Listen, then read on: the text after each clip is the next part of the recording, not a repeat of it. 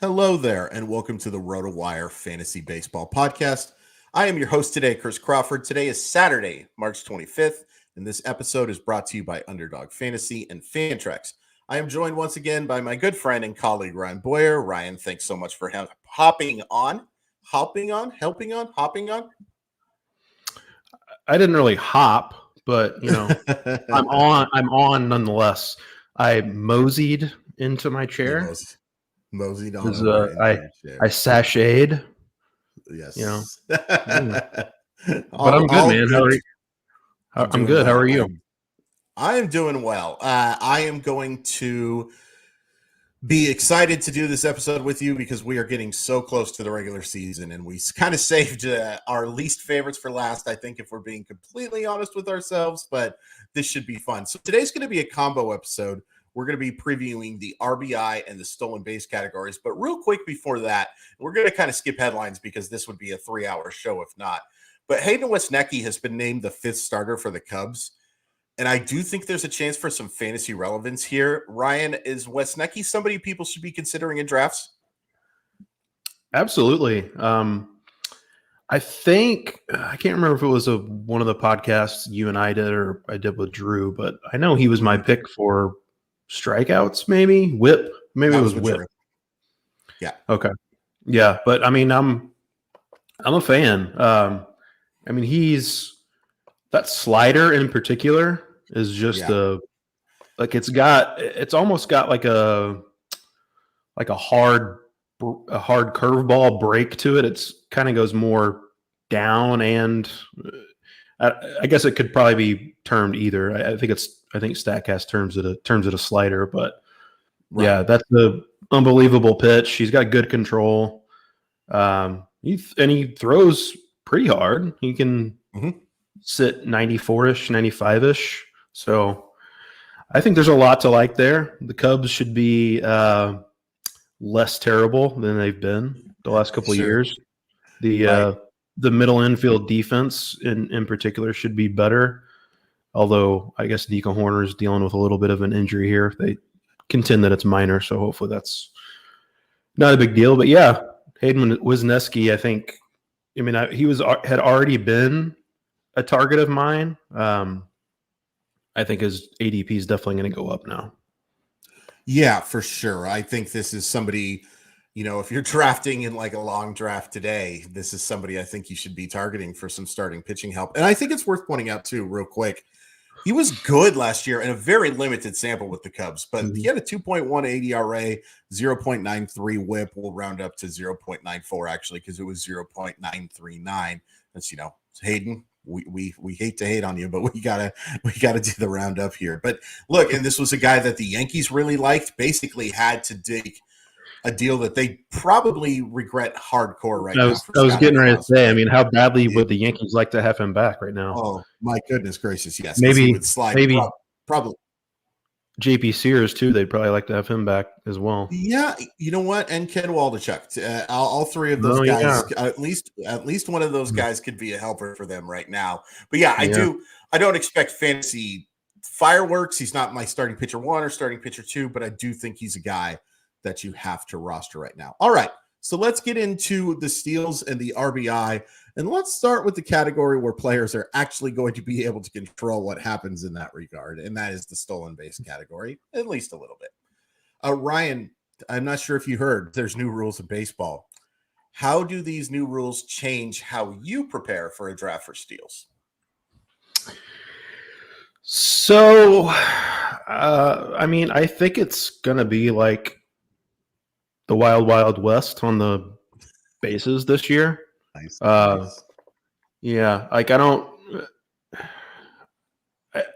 most people I feel like are pointing to the bigger bases, which certainly is going to be a factor. You think about how many bang bang plays that there are at second base on stolen base attempts, and sure, maybe even the absurd replays that overturn when a guy's off the base for like a millisecond. Maybe the bigger bases will help them hang on to the base a little longer too, although that's more like a popping up off the base, so I don't know how much that'll affect it, but sure. But I think the pickoff rule actually is going to be a bigger deal. Like, I mean, I know there's going to be like a lot of psychological games. Okay, if he's already thrown over once, he doesn't want to throw over again, because if he doesn't get me, then I can just take off, But at the same time, it's going to be a lot of psychological games going back and forth. But, I think that they're going to definitely take advantage of that, the runners, for sure.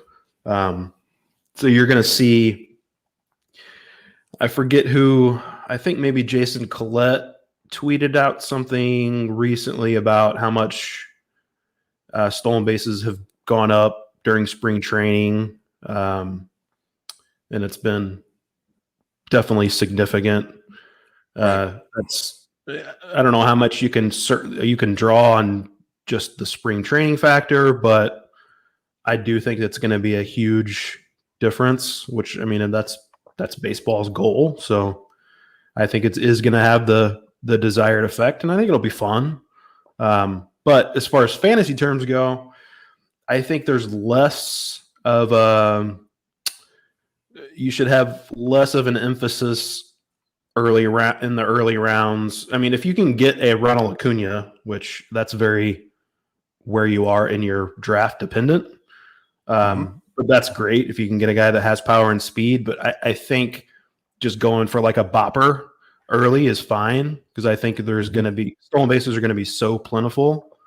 You're going to have lots of guys who are used to stealing 3-4 bases that are going to be stealing 10, 12. You're going to have guys that were stealing 20 are going to steal 40. I don't know if we're going to get, I mean, what do you think is going to be like the league leader in stolen bases this year? John Birdie led the league with 41 in 2022. I mean, are we going to see somebody get to 60? I think there's a pretty good possibility of that happening. Yeah. A lot of it that depends on health too, obviously. Sure. Got to stay healthy for a full season to steal 60 bases, even if it is the wild, wild west, like I think it might be. But yeah, it's going to be fun. It will be fun, that for sure. And I love the stolen base, and that's, for those of you who have followed me on Twitter for a long time, I can only apologize. And also know that the one thing that I have said is that, like, if you want to improve the pace of play of baseball, it's not about the pitching changes. It's not about, stuff like that. It's about the fact that there is nothing more interesting than watching a guy throw over to first base 37 flipping times. There is no excitement that comes from that.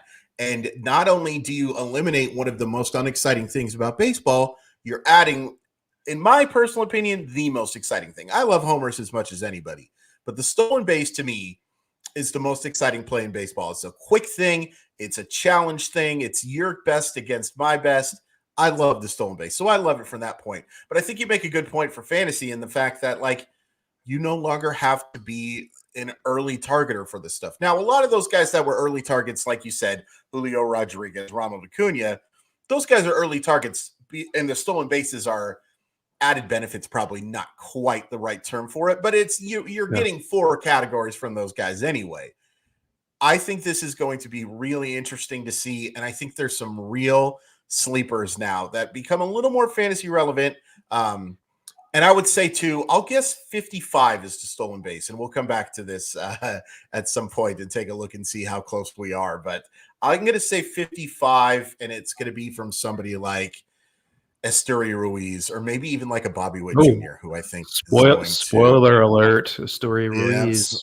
Sorry about that. So let's talk about some sleeper categories. And Ryan, I'm going to make you go out of order because I just mentioned him. Why don't you talk to me about Esteury Ruiz and being a chance at a steal sleeper? Yeah, I don't even know if, like, we can call him sleeper from the perspective of, like, where he's going in drafts. Yeah. But everybody, I think most people expect that this guy's going to be stealing a lot of bases. I mean, I believe yesterday he was officially told he's going to be on the opening day roster. Correct. He's had a great spring. Going into action yesterday, 879 OPS. He's has more walks than strikeouts, 6 or 7 in the stolen base department this spring. 85 stolen bases in the minors last year. No, not 58. 85. The 8 before the 5. Not a typo. So ridiculous. This is not Vince Coleman. This is not Ricky Henderson we're talking about. This is Esteury Ruiz. This is not Essex Snead. There's a good reference for you. Remember Essex Snead? He stole like the 90 bases. Anyway, I digress. But Esteury Ruiz is, and the 85 stolen bases that he got last year in the minors, these are the same rules he's going to be playing under in the majors this year. I'm not expecting 85 stolen bases.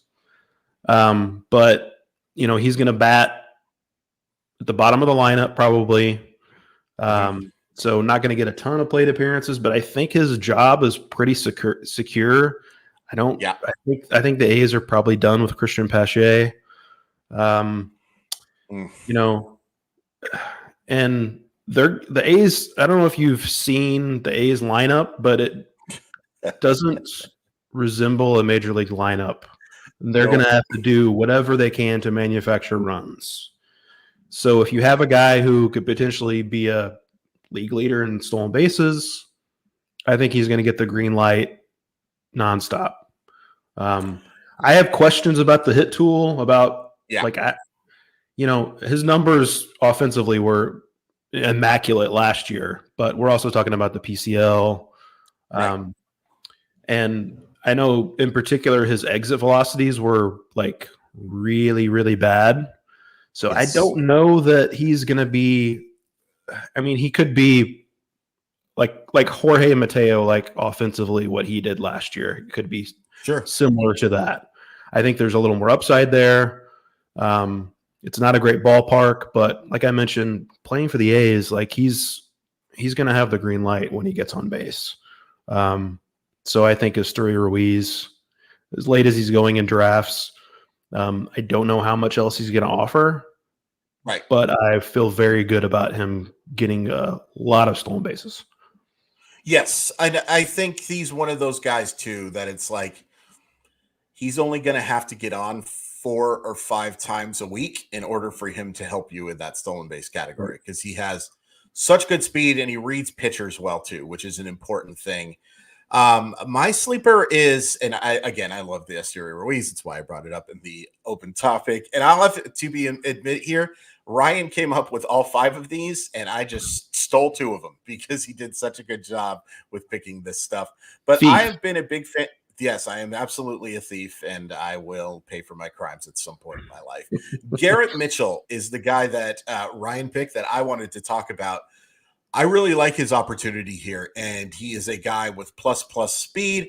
I also really like his hit tool. I think he is a guy who has a chance to contribute in a couple of categories. I think he more than held his own in a very small sample with Milwaukee, but I do think he's going to get quite a bit of playing time. That's the one concern I guess I have, is that they have a few young outfielders like Sal Frelick, like Joey Weimer, who, by the way, both of those guys can run and have a chance to contribute in that stolen base category too.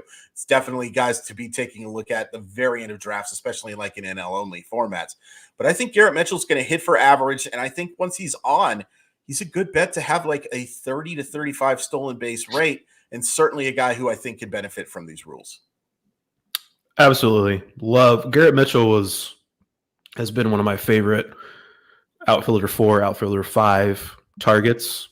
I don't know if you're playing in a 3 outfielder league, he's fairly borderline, but I mean, if you're in that deeper 5 outfielder league, he's just a great guy to target at that point. Absolutely. In the draft. Like you mentioned, 8 for 8 in stolen bases last year during his time in the majors. So far in pro ball, he's gone 42 for 45 in stolen base attempts.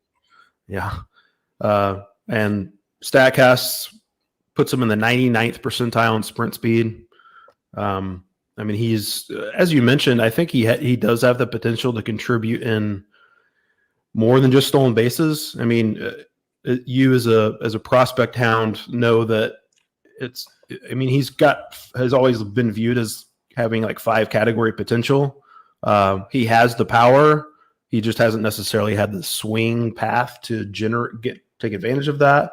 Although I believe he has 4 home runs this spring, so this is nice. Maybe to see. Yeah. So he's a potential to do a lot more than just stolen bases, but I think the stolen base aspect is a very safe bet with Garrett Mitchell. One other guy I have in mind. So Ahmed Rosario has never been a big stolen base guy at the major league level. I think he could be the kind of guy that could really benefit from these new rules. Sure. 96th percentile in sprint speed last season. He's never been lower than the 92nd percentile in sprint speed during his time in the majors. During his time with the Guardians, he's had an 89% stolen base success rate. He's in his walk year,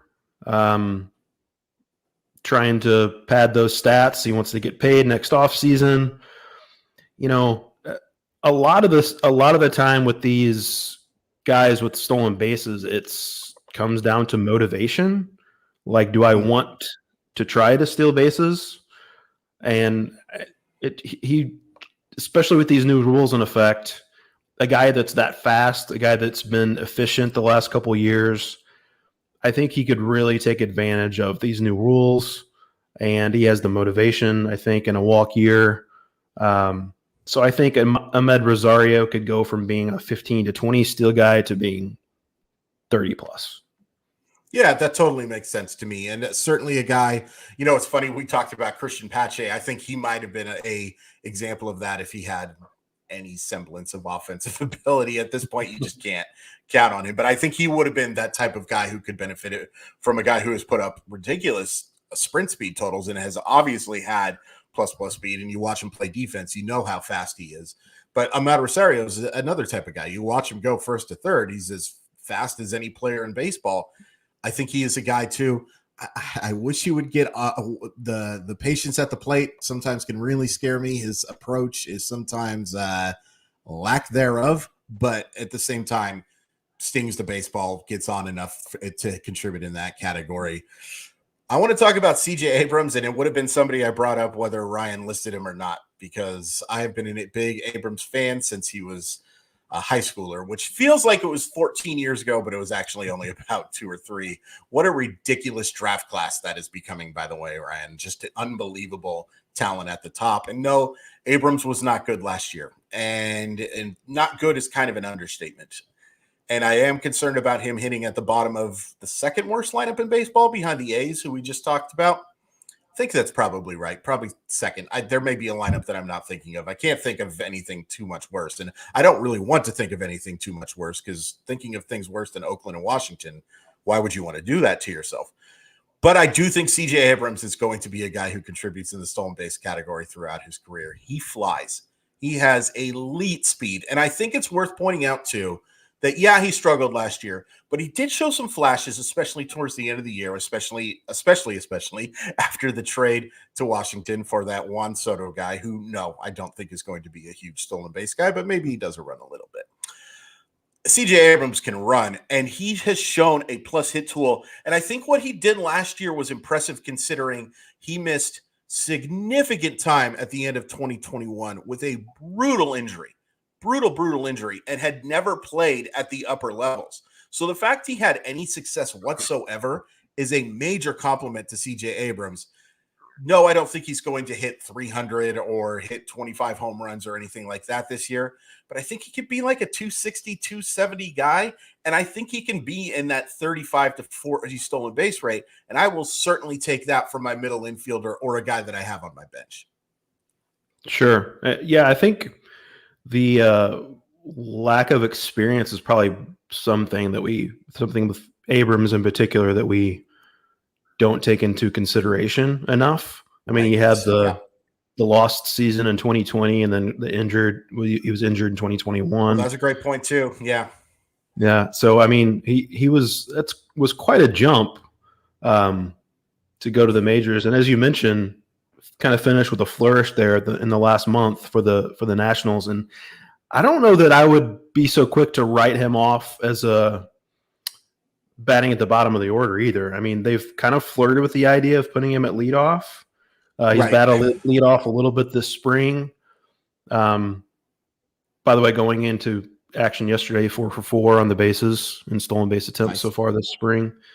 And even if he starts at the bottom, I mean, if he hits, is Lane Thomas going to block him from going to the top of the order? Probably not. That's a good point.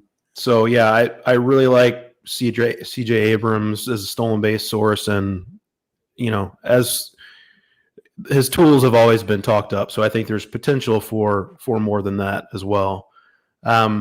Speaking of tools, another guy that has them is Ezequiel Tovar. I saw you tweeting about this guy's defense the other day, and that's part of the reason why I'm a fan for him, for his potential stolen base outlook, because I don't have a ton of confidence in his offense right now, but the ability to pick it as well as he can at shortstop is going to keep him in the lineup every day. Absolutely. And even if he's not a ready-made product offensively, he's going to get that Coors Field boost. So, absolutely.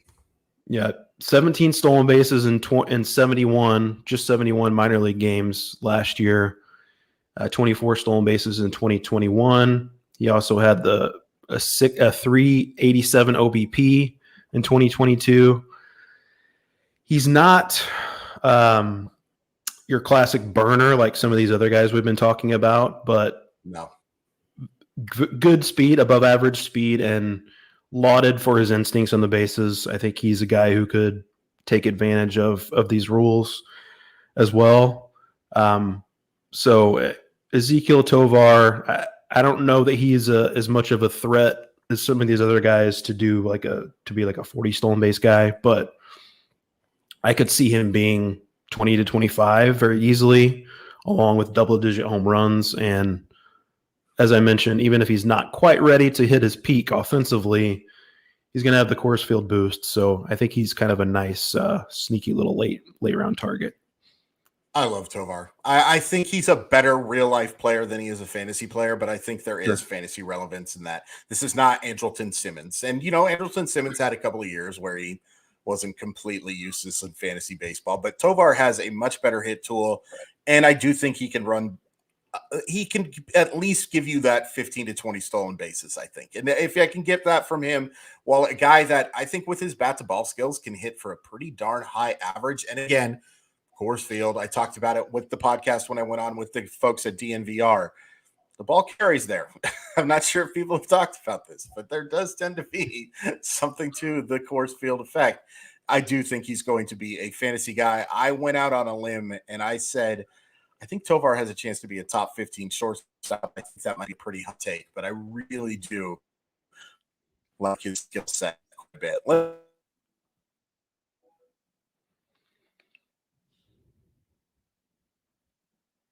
Oh, Chris, did we lose you, buddy? Cutting in and out. Well, while Chris tries to get his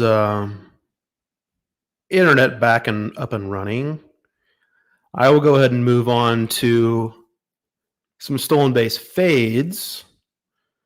So we mentioned him a little bit earlier. Is going to be running off a lot. I think you have to fade Starling Marte in this category. You were cutting in and out. I don't know if you can hear me, but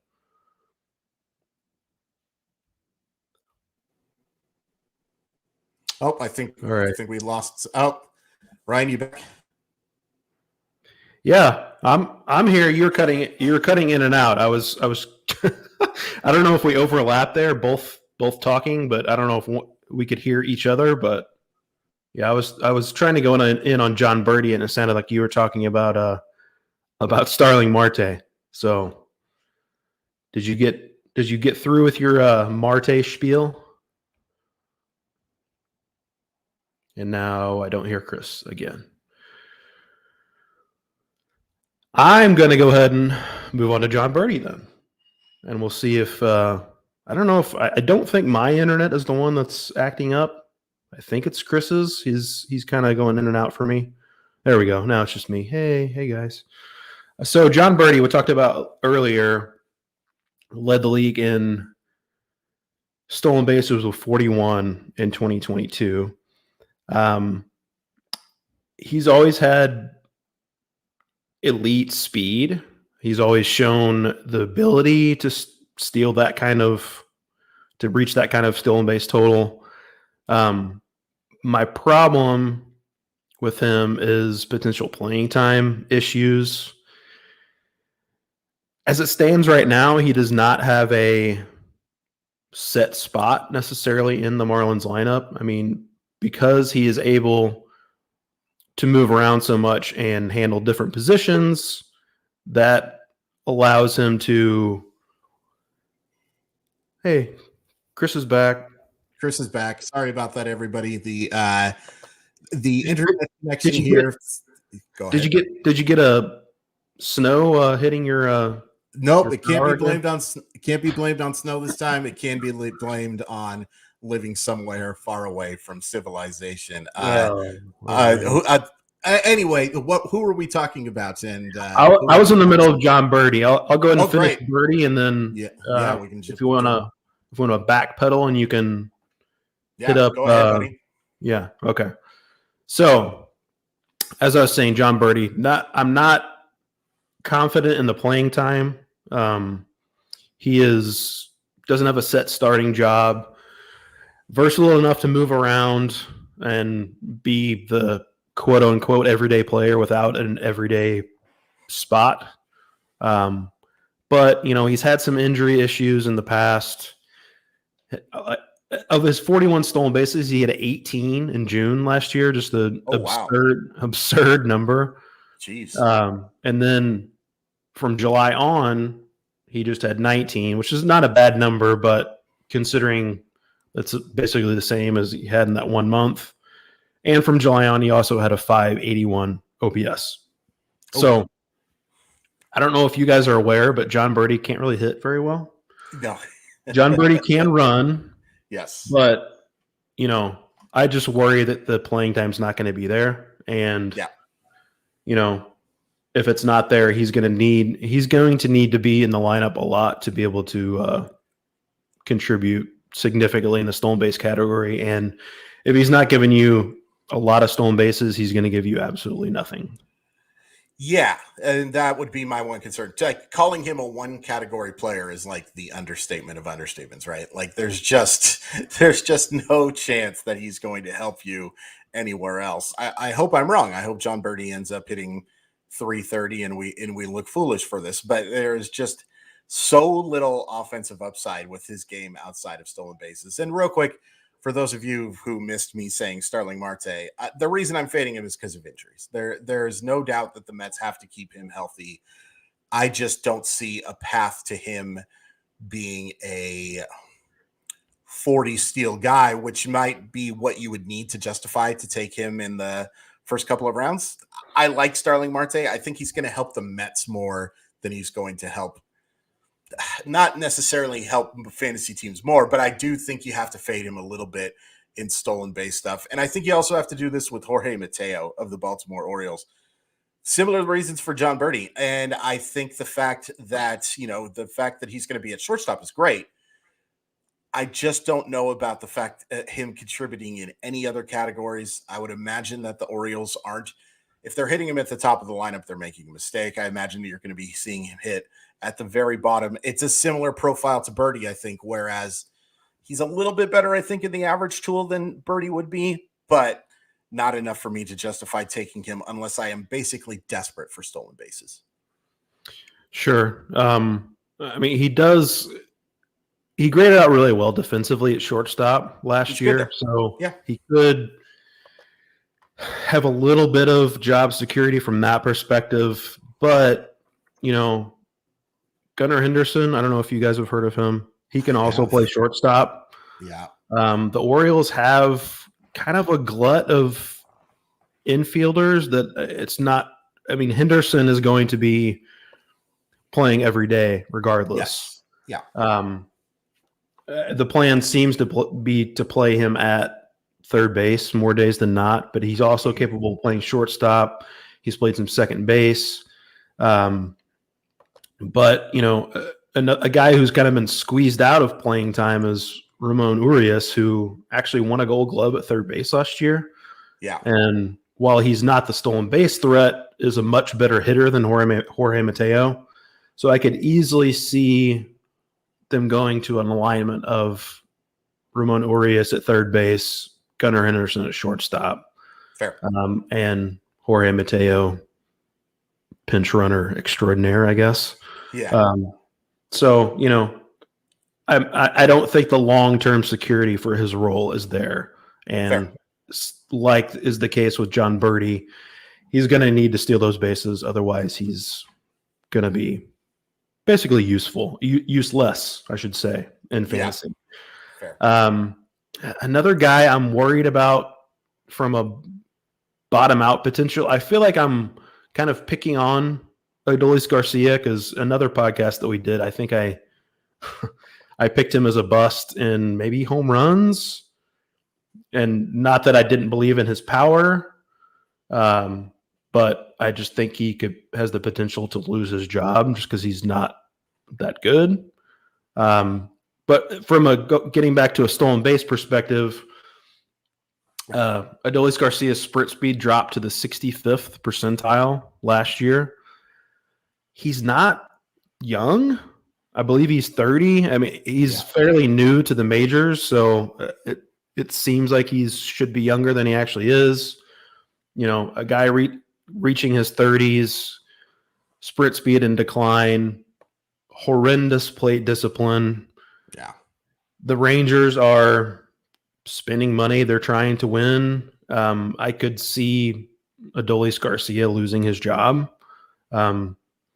I think ultimately he's probably going to be the odds are he's probably going to be okay from a fantasy perspective, but his draft day cost has gone to a point where I'm not comfortable paying that rate. And I think the stolen bases, obviously that's a big part of his game from his fantasy appeal perspective. So there's bottom out potential with Adolis Garcia. I think he could be, it's a non-zero possibility he's DFA'd at some point this year. Probably won't happen. Yeah. But it's not out of the realm of possibility. I guess that's certainly, I think we disagree a little bit on this guy just because I do think people underrate how good he is when he does make contact with the baseball. And I can't help but remember how good he was mostly, especially in the second half of the season. But I do think you make a great point about the age, and his plate discipline is just dreadful. If I'm drafting Garcia, I want a bunch of stability around it so that I can afford what happens to him if something like that does happen. I will say just quickly in a point of his favor too, the Rangers outfield depth is horrible. Awful. It's horrific. So I don't know where necessarily they would turn. Yeah. Unless they want to give what's the Owen, was it Owen White? Evan Carter. Owen White's Owen White the pitching and Evan prospect. Carter. Yeah, that's absolutely. Right. Yeah. So maybe they could dip down and bring up a top prospect, but that is working in Adolis Garcia's favor. But sure, I just I don't love the profile, so I could see some bottom out potential there. Yeah, and it's worth pointing out he was a St. Louis Cardinal, and you're just very, very upset about what's happened to him. The real quick before we get into our RBI category, Josh Rojas, a guy that I think I don't mind having him on my bench, and he did steal 23 bases last year, but I'm kind of fading him. His hard contact percentage was way towards the bottom. He was among the worst in baseball in barrel percentage. If you get some stolen bases from him and he's your backup second base, third base option, cool. And he's the opposite of Adolis Garcia. He has an excellent approach to the plate. He was in the 96th percentile in chase rate, doesn't strike out very much. But if we're talking stolen bases, I don't think 23 is a reasonable thing to expect from him. And I kind of wonder, too, if he's going to be a guy who is – I think he's going to get a chance to play, but I wonder if Arizona's going to be a little more I don't know what the right term here is. If Josh Rojas isn't playing well, I think they're going to turn to some young guys and look some other places. He was a guy I really liked coming into 2022. Not so much a guy that I'm liking in 2023. So we're going to take a quick commercial break, and then we will take a look at that RBI category with some players who could help and also maybe disappoint in 2023. The fantasy baseball season is underway, and there's no better place to play than Underdog Fantasy, the easiest place to play fantasy baseball. Right now, Underdog has MLB best ball tournaments live, including the Dinger, which has $500,000 in total prizes. In best ball, all you're doing is joining a contest, drafting your team, and that is it. There are no waivers, no trades, and no in-season management. Draft 20 rounds of players and get the best cumulative scores in your starting lineup. 3 pitchers, 3 infielders, 3 outfielders, and 1 flex each week of the regular season. Getting started is very simple. You go to UnderdogFantasy.com, you sign up with the promo code RWMLB, and not only will Underdog double your initial deposit up to $100, but you'll also get 6 months of our RotoWire subscription for free. Again, that's Underdog Fantasy, promo code RWMLB. Draft your $100,000 Dinger team today. And if you're looking for a place to customize your fantasy league and play a variety of formats, we cannot recommend Fantrax enough. Create the scoring system that you want to play with. Waivers, categories, scoring system, schedule. Fantrax offers custom solution for all that and more, and it's all free. I am in several Fantrax leagues, just finished drafting in some, still drafting in others. I'm going to be starting a couple more. The ease of play is second to none, whether you're playing redraft, dynasty, keeper, or any other format. If you sign up free today, you'll be entered to win an official MLB signed jersey from Vladimir Guerrero Jr. All Fantrax users will also be entered into their MLB Game Day Experience giveaway, which includes free tickets and $1,000 for travel and accommodations for you and your league mates. Simply go to fantrax.com/RotoWire and sign up today. That's FANTRAX.com/RotoWire. Fantrax, the home of fantasy sports. All right, so let's talk about the RBI. And do we have to? Love this. We do. And it's the reason why it's just such a stat that you have absolutely no control over. And I guess once you draft your fantasy team, you don't have control over most of this stuff. As much as I would love to be able to call some of these guys and say, dude, second and third, I really need you to get that RBI. And I know what the advanced metrics say, that you shouldn't be looking for the sack fly, but the sack fly would really help me in this category. I'd love to be able to call people and do that. I can't. So, but I do think there are some guys who are undervalued in this category and some guys who I think could disappoint, obviously. Otherwise, we wouldn't be doing this show. I want to start off with a guy that I talked about it on Twitter. Anthony Rendon is such an underrated fantasy option right now, and I get it. He has not been good the last 2 years, and he has not been good and also not available, which is a bad combination. But we are just a couple years removed, Ryan, from this guy being one of the best players, not just third baseman, players in baseball. And he's looked really good this spring. And look, spring training, yada, yada, yada. I think it matters with guys with Rendon. The fact that they are looking spry. And people talk about him like he's 37, 38. He's not close to that. There is still, I think, life left in Anthony Rendon's bat. And the fact that he's being drafted sometimes as like the 22nd or 23rd third baseman, to me, is nuts. I think Anthony Rendon has a chance to barely be a contributor in this category. 100%. And I agree with you that, there's a lot of noise when it comes to spring training stats. But yes, one thing you can take away, especially with a guy who's been as injured as much as Anthony Rendon has been, right. He also not only is healthy now, he was able to have a normal offseason, I think, for the first time in 3 years or whatever. And that's a big thing for players.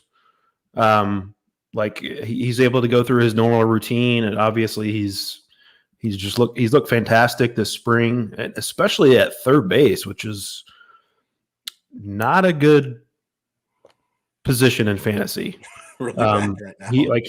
His ADP is creeping up, but at last check, if you go by the Fantasy Pros ADP consensus, which collects ADP data from various sites, Anthony Rendon's still going outside the top 200, which still seems awfully late. Yeah.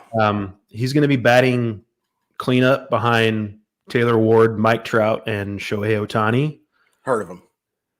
That's going to be a great spot to be in. And he's a proven RBI guy. I know you just got done talking about how that's a stat that's not easy to predict, but right.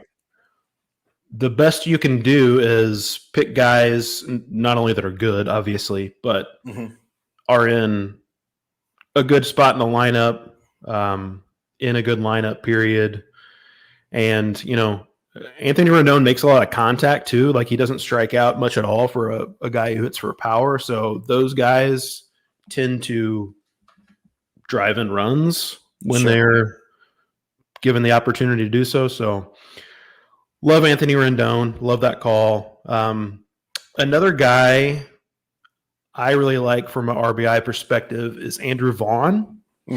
I think there's something to be said for him playing first base full-time this year.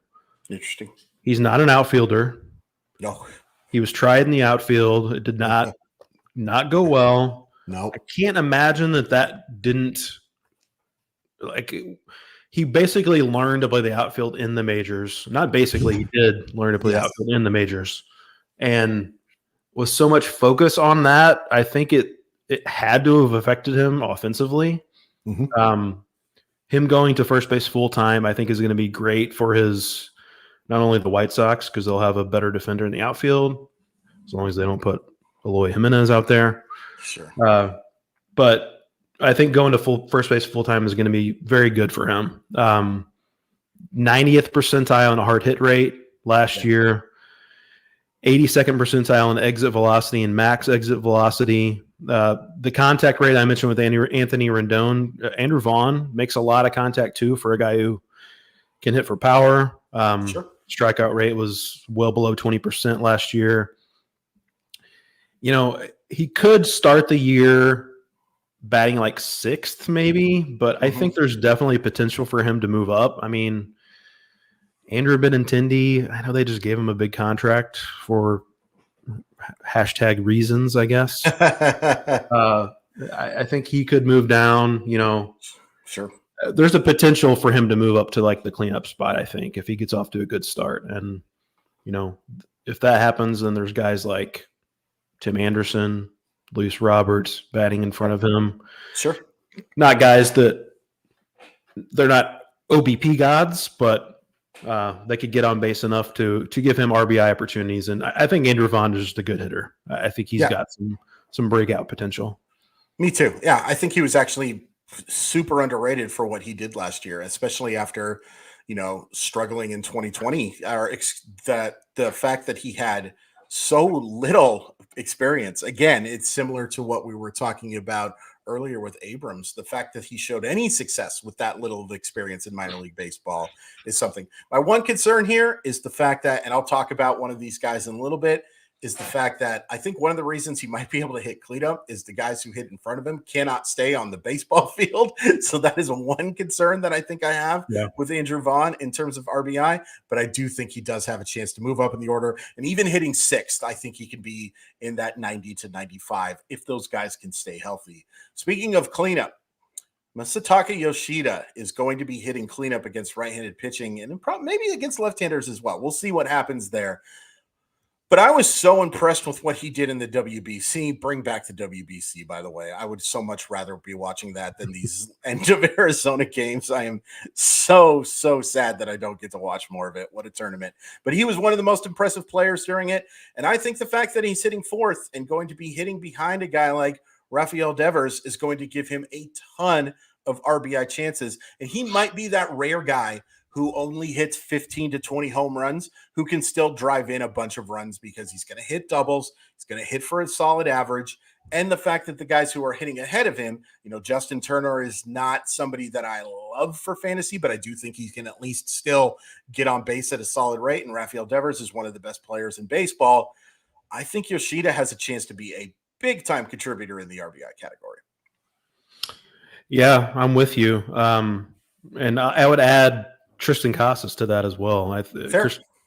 Tristan Casas and Alex Verdugo, it sounds like they're going to kind of mix and match in the leadoff spot against righties. Both of those guys, I think, have a potential to get on base at a good clip. Sure. So, yeah, he's going to have RBI opportunities. I think most of us assumed when the Red Sox signed him that they would probably stick him at leadoff. He's got kind of the profile of more of a leadoff hitter, but they seem committed to him in the cleanup spot. And for that reason, he's going to have RBI opportunities. Like you mentioned in the WBC, he had a 1258 OPS, a couple of home runs, and World Baseball Classic play. Looked fantastic. Really like the Yoshida call. Another guy who kind of already had a breakout last year is Rowdy Tellez. I like him to continue that and maybe even take another step forward in 2023. He's going to bat third behind Christian Yelich and Willy Adames. Say what you will about Christian Yelich, not being able to recapture his MVP form, but even at his diminished, I guess you could say, state, he's still a great OBP guy. He's going to get on base in front of Tellez. Last year, Tellez was ranked in the 86th percentile in exit velocity, 98th percentile in max exit velo. The shift, I think he could be a guy to greatly benefit from the institution of the shift ban. So let me read these notes I have. I'm having trouble reading them. He went to the opposite field the second lowest number of times for guys with minimum 200 batted balls last year. So the guy pulls it a lot. He's basically the epitome of, stand wherever you want. I'm going to do my thing. And now they cannot shift against him. So those balls, I mentioned the exit velocity, the max exit velo.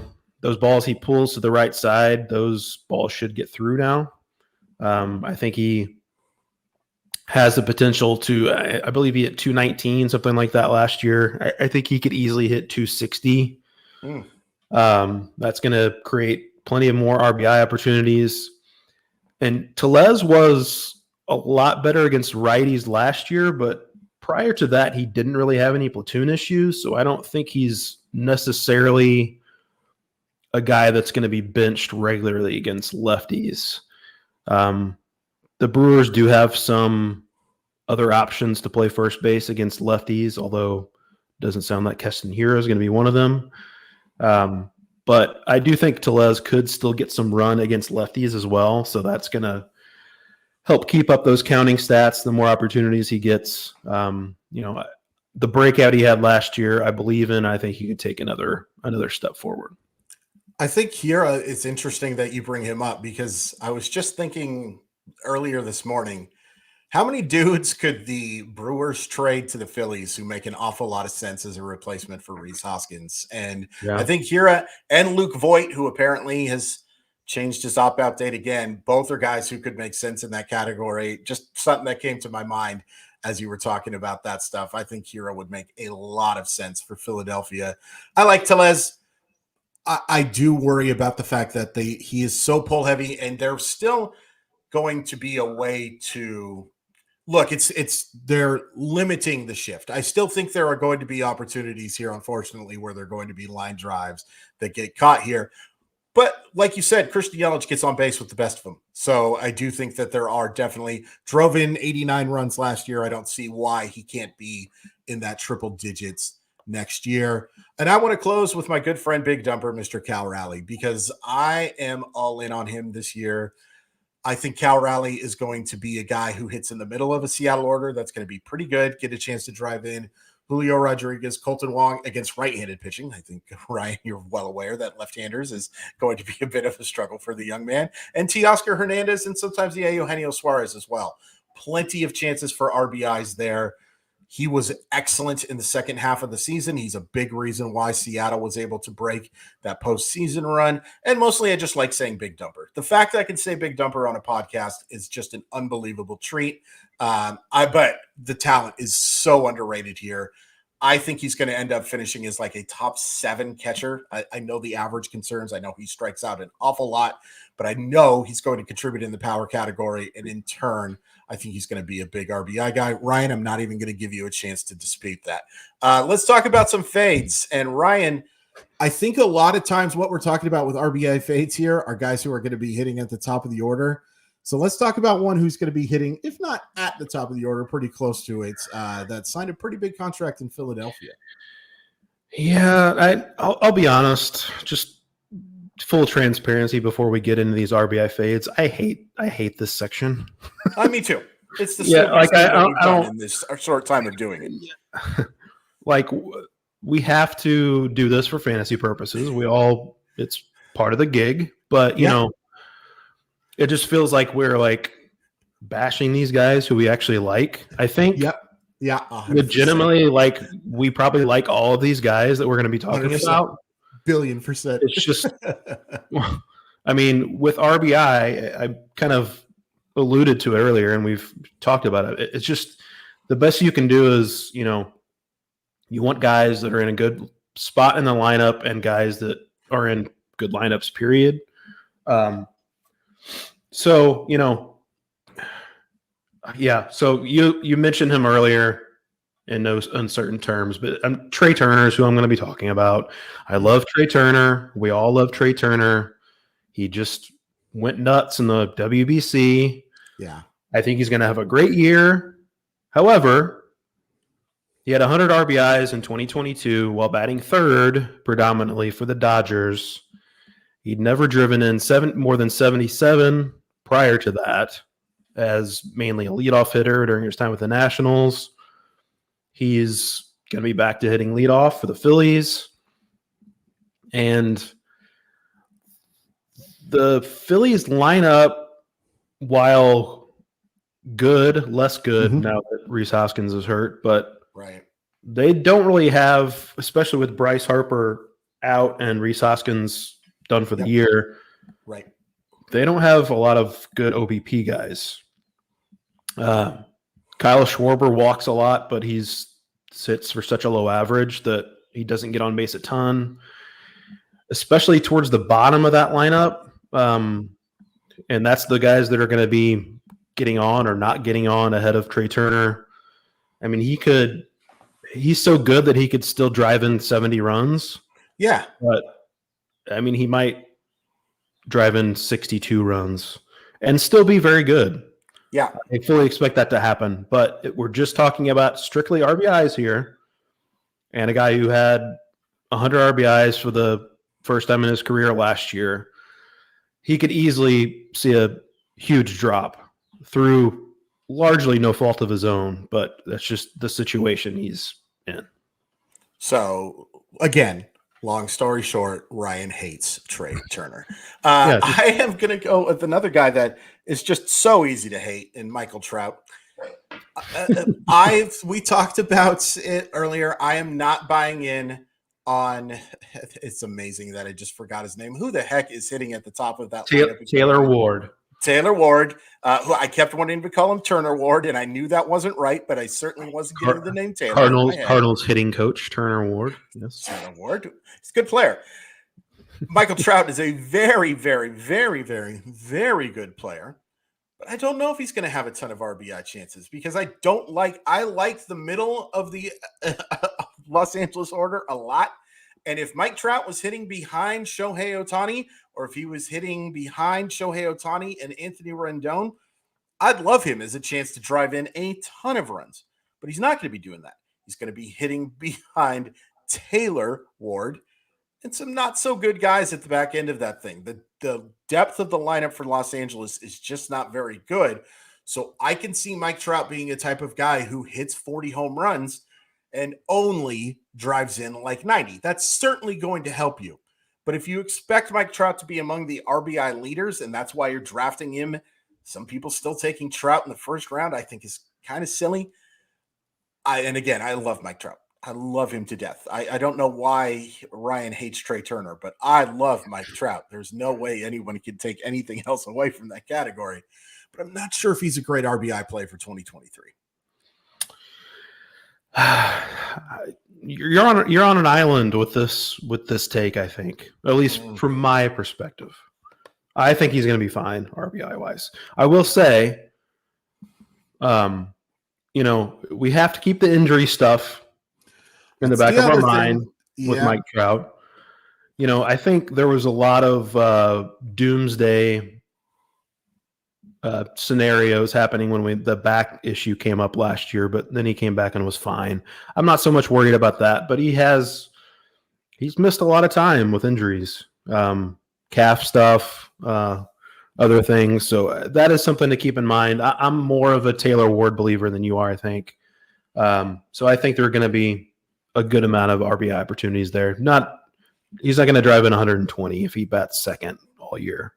But I think he could still reach triple digits. By the way, real quick, that is a stat that he has only reached once since 2016.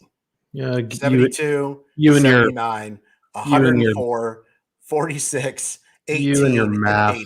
Yeah, I'm just telling you, this is the thing, is the fact that hitting second is a great thing for him to score a bunch of runs and help in that category, but he has not been a great RBI guy for reasons that are not his fault. Get out of here with your facts. Get out of here with your facts. I'm just telling you. Give me a guy. Yeah. Speaking of batting second, yes, a guy who's also supposed to bat second and who is not nearly as good as Mike Trout that's Dansby Swanson. That's fair to say. Looks like he's going to be batting second behind Nico Horner, who is not a great OBP guy. Nope. The bottom of that Cubs lineup, not going to be good probably. Yep. Dansby Swanson, I believe he drove in 96 runs last year for the Braves in his walk year. I know it's more of a thing that you can't necessarily quantify very well, but I do think there's something to a new guy in his first year of a big contract in a new place. I think those guys do tend to struggle often. Maybe pressing to try to make that contract look good. And I will point out that Dansby Swanson going into yesterday is 2 for 34 so far this spring. Yeah. And just in general, I'm just not I think he's a good hitter. I do not think he's a great hitter. Right. His career OPS plus is 99, which means below average. Yep. So good, not great hitter. I have questions about his supporting cast. And I think he could potentially be a guy who would press in his new digs. So, I think Dansby Swanson will probably be perfectly fine from a fantasy perspective, but he might drive in 68 runs this year. That would not surprise me. Yeah, it wouldn't shock me at all. And it's, again, partially because of the fact that what's hitting in front of him is just not all that appetizing. Whereas where he was with Atlanta, there was an awful lot to like about what he was getting a chance to drive in. Major difference for him. Going to provide plenty of real life value with that defense. And, I think he's going to hit some homers and get a chance to drive himself in quite a bit.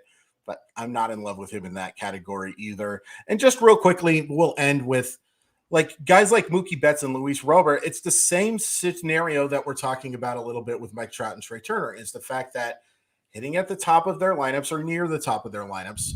Robert a little different because I think he's going to get a chance to drive in Tim Anderson, who I've stopped giving up on. He's just going to hit 320. It doesn't matter the fact that he swings at every pitch that is thrown, even near him. Okay, great.